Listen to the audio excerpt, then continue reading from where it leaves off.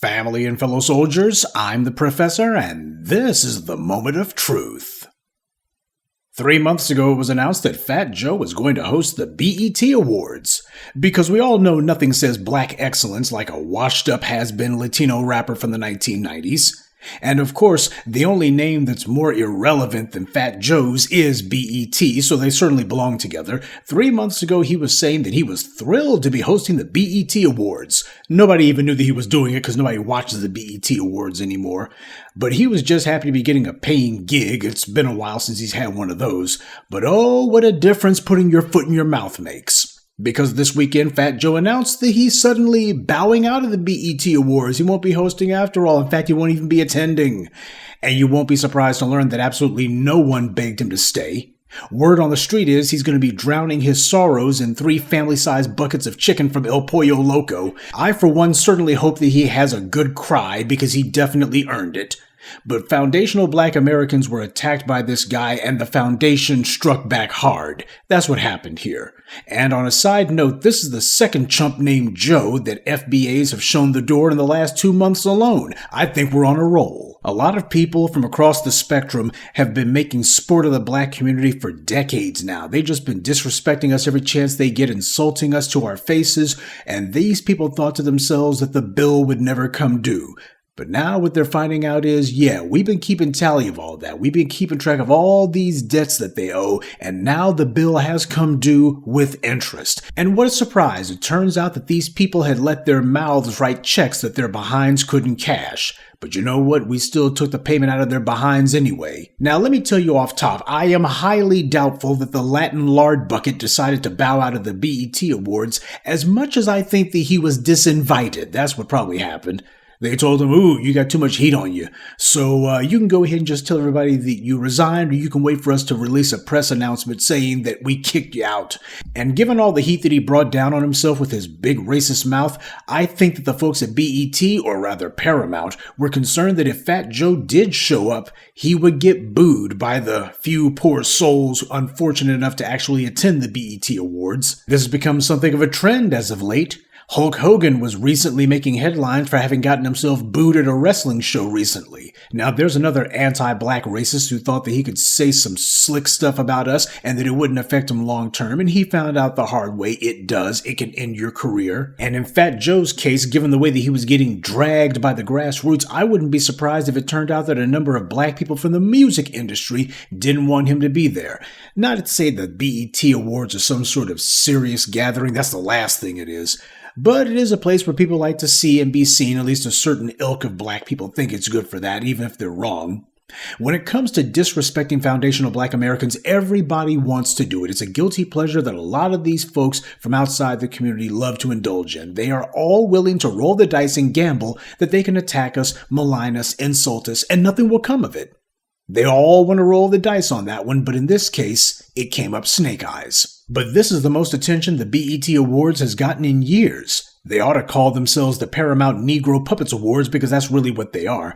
But BET, like the NAACP Awards and the Essence Awards, they have bent over backwards to make themselves a showcase for any and everyone except for the black community. This is because the Gen Xers, Millennials, and now Generation Z have all turned their backs on these fossils from a bygone era. Black people under the age of 50 have long since been disgusted with these clowns and are ignoring them. So they've all been reduced to having to try to reach out to any and everyone else to keep themselves alive just a little bit longer. They were giving a platform to people like Jennifer Lopez, a woman who hasn't had anything to do with the black community in decades. And even when she was around black people, she wasn't respectful. Even though she wouldn't be anything if it wasn't for black men putting her on. Remember, Jennifer Lopez got her start in media as one of the fly girls on In Living Color back in the early 90s. And then she got put on the map when Puff Daddy had her out there on the red carpet wearing that dress, flimsy as it was, a dress that introduced the world to the term double-sided tape. I'm not making that up, by the way. Those of you old enough to remember that media stunt, you recall that people were wondering how that flimsy dress of Jennifer Lopez managed to stay up, and that's when it was revealed she was using double-sided tape. After that publicity stunt, she had her white media clout, and she was finally getting those kind of big opportunities that she wanted, and apparently she could get the phone to actually ring. As far as she was concerned, at that point she could turn her nose up at the black community, and she has been showing blatant disrespect ever since. Or rather, she's been showing what she really thinks of the black community ever since, 'cause that's what it really was.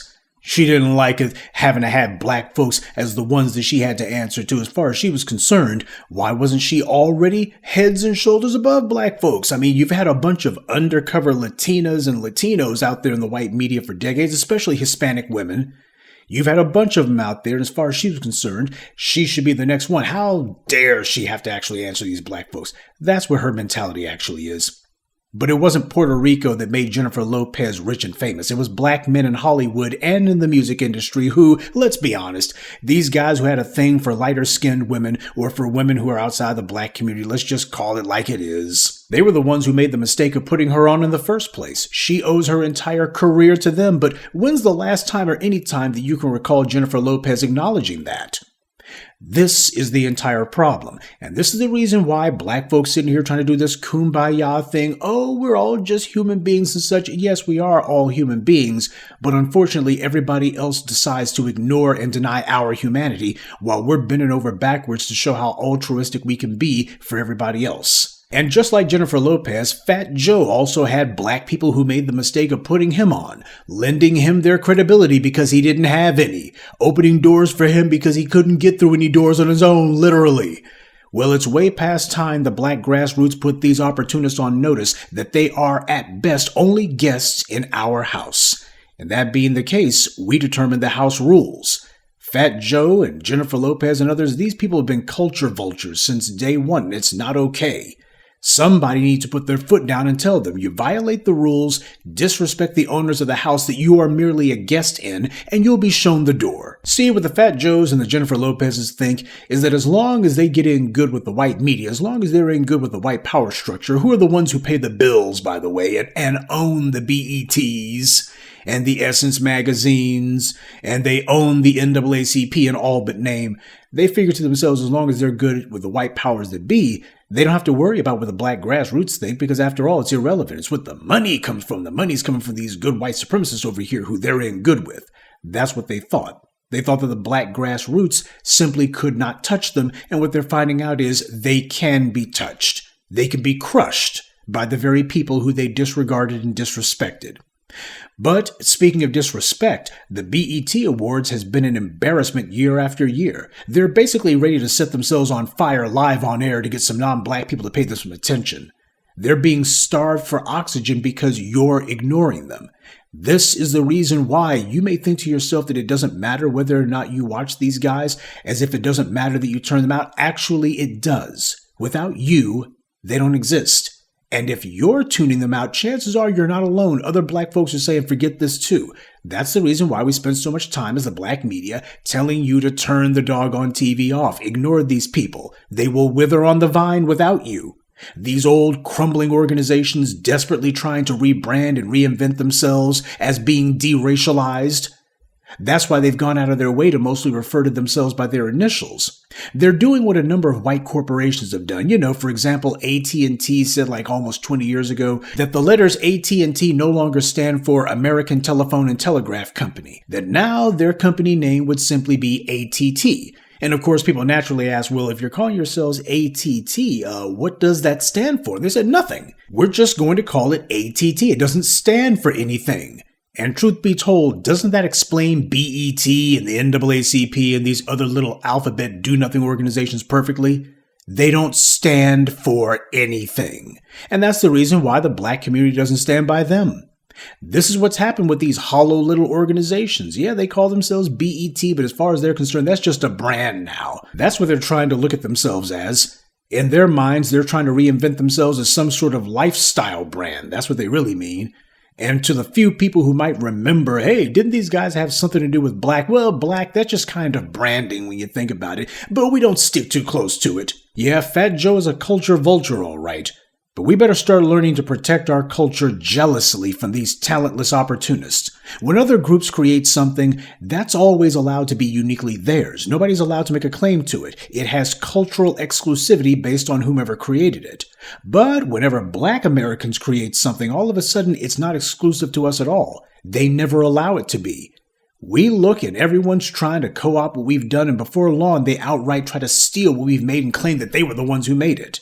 Whenever Black Americans create something, it's always considered to be community property. It belongs to everyone, especially the non-Black racists who make it a point to attack us. And then they bring out that old saw about, well, you want to be united, don't you? We need to have some unity. Yeah, always whenever it's time to try to take something from Black people, to co-opt what we've done. When they're trying to bogart us, then all of a sudden, it's about unity, we're all just one big happy dysfunctional national family, and the other 99% of the time, you niggers need to move. You didn't have anything to do with that. You shouldn't even be here. But it says a lot that it was the Black grassroots who led the charge on this one. The grassroots were the ones who reacted first and most vociferously when this racist punk showed that the suspicions Black music listeners have had about him from the very beginning was totally justified. It's like I said in yesterday's tribute to Khalid Muhammad. How do you find out whether someone's real or phony? Time. Time reveals all. So, where does Fat Joe go from here? Well, don't be surprised if he attempts some sort of half-baked apology tour. I'll bet he's going through his Rolodex right now and trying to see if there's any desperate struggle rappers who are really fighting right now trying to pay their bills, on the verge of getting kicked out of their homes or foreclosed on, and are just pathetic enough to do a photo op with them, or some other disingenuous stunt pretending like he's seen the light. He needs some Negro to vouch for him, and there's a few desperate ones that he can go ahead and sign up for the cause. They'll be there for just a one-and-done appearance, and that's enough for some Negroes. Unfortunately, we have too many of those. But his attempts to try to do some damage control or put the right spin on this, it's not going to work. He can go ahead and call any rappers, singers, athletes, or these washed-up civil rights retreads that he wants. Practically all of them, for a little bit of money, they'll go ahead and smile in front of the cameras and say, I've known Fat Joe for 30 minutes. 30 years. 30 years. And I'll tell you right now, he's all right. I know this man's hard. There's always a few idiots who'll be willing to do that. But if he actually thinks he's going to be able to do some sort of image rehab for himself, and that in about 6 months to a year, he's going to slither his way right back to the Black community and try to see if he can drain some more blood from us, all I've got to say to that is, fat chance. Good day. And be one.